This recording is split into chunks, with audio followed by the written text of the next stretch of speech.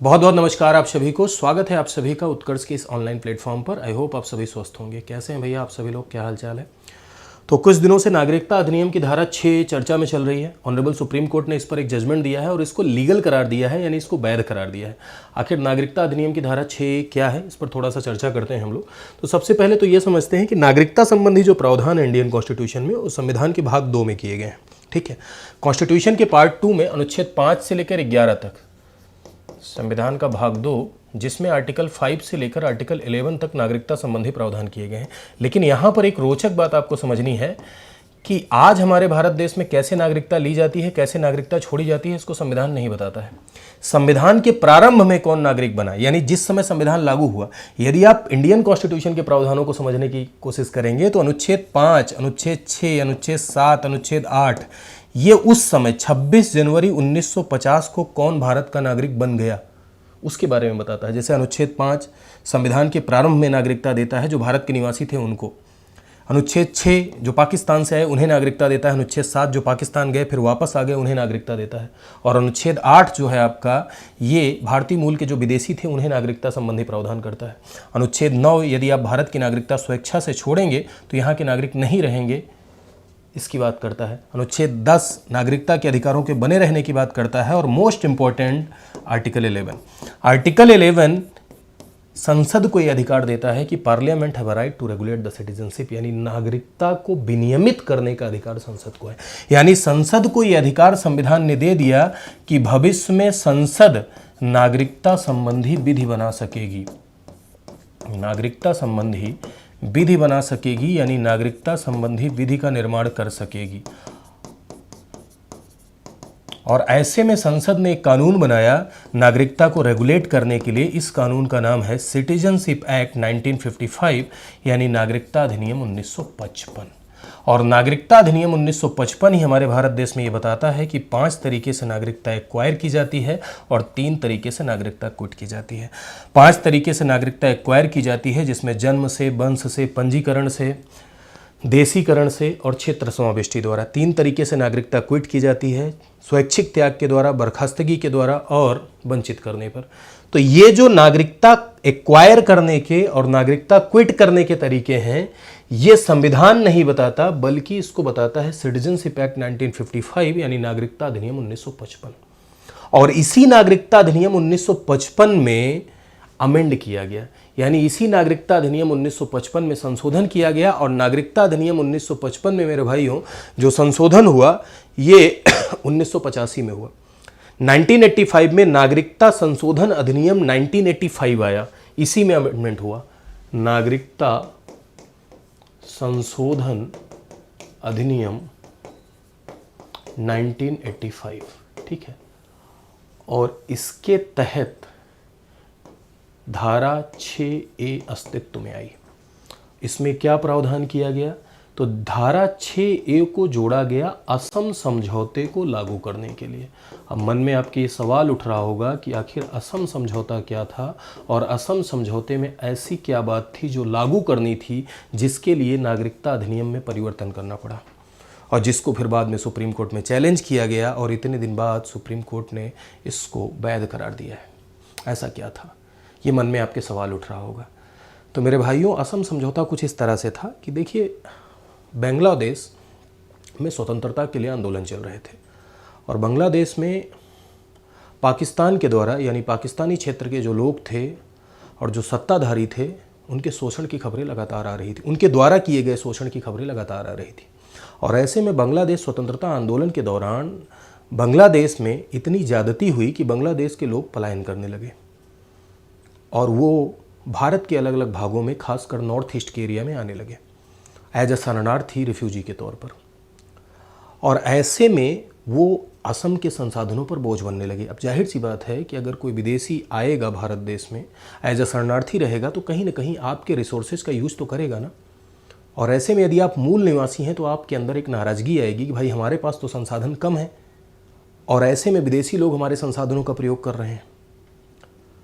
तो इस बात के लिए असम में आंदोलन हुए और असम के छात्रों ने, अलग अलग छात्र संगठनों ने असम में आंदोलन किया और अलग अलग छात्र संगठनों ने असम में आंदोलन किया और उस आंदोलन का परिणाम ये निकलकर सामने आया कि केंद्र सरकार, राज्य सरकार और असम के छात्र संगठन एक टेबल पर आए, समझौते की टेबल पर आए 1985 में, और उसी को असम समझौते के नाम से जाना जाता है। किस नाम से जाना जाता है? असम समझौते के नाम से जाना जाता है। यानी असम के छात्र संगठन, असम के आंदोलनकारी जो इस बात की मांग कर रहे थे कि ऐसे शरणार्थी जो असम में घुसे हैं, ऐसे प्रवासी जो अवैध प्रवासी हैं, उन्हें असम से बाहर निकाला जाए, ये हमारे संसाधनों पर बोझ बन रहे हैं।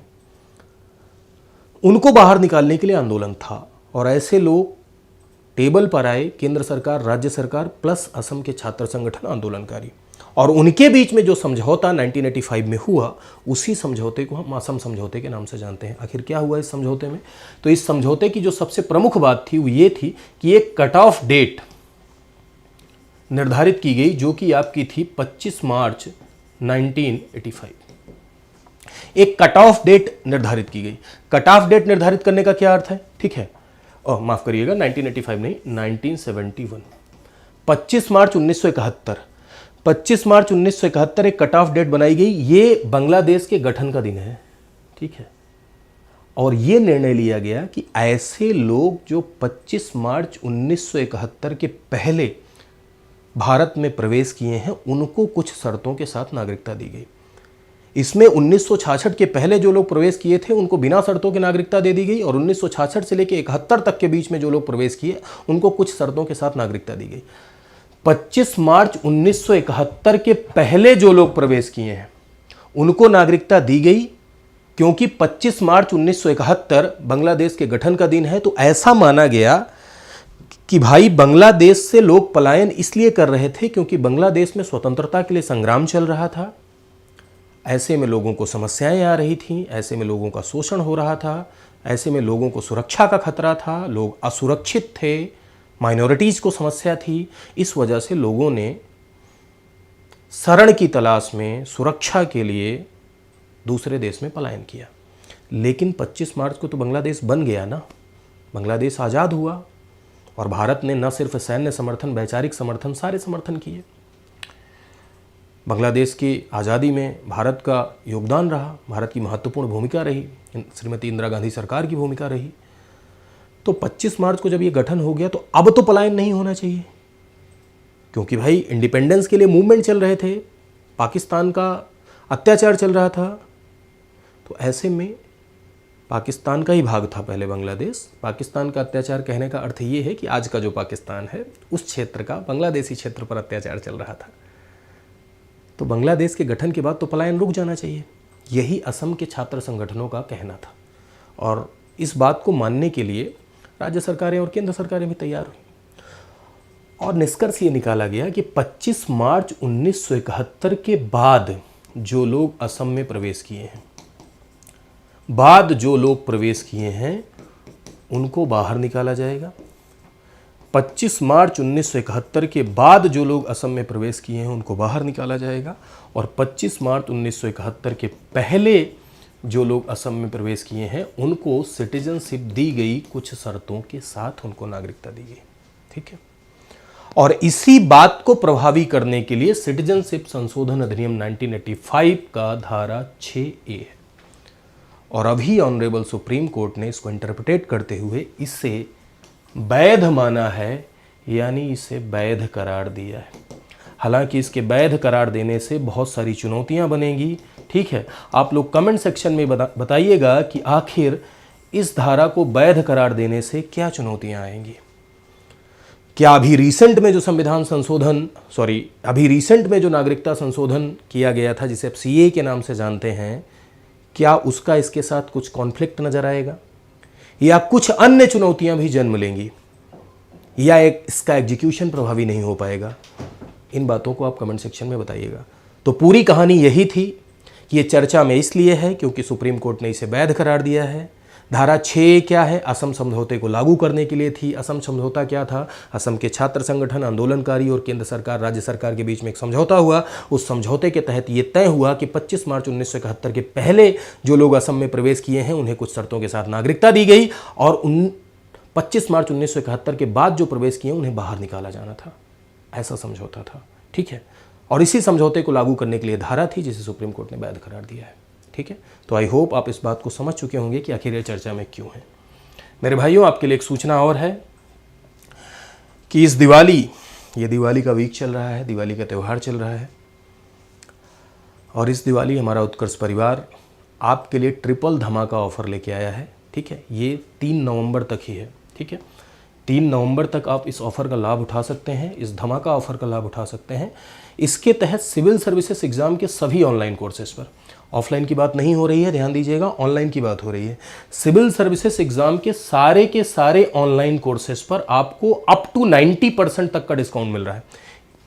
90% नहीं मिल जाएगा, अप टू 90% तक का डिस्काउंट आपको मिल रहा है, प्लस 3 महीने की एक्स्ट्रा वैलिडिटी मिल रही है। 2 धमाका हो गया।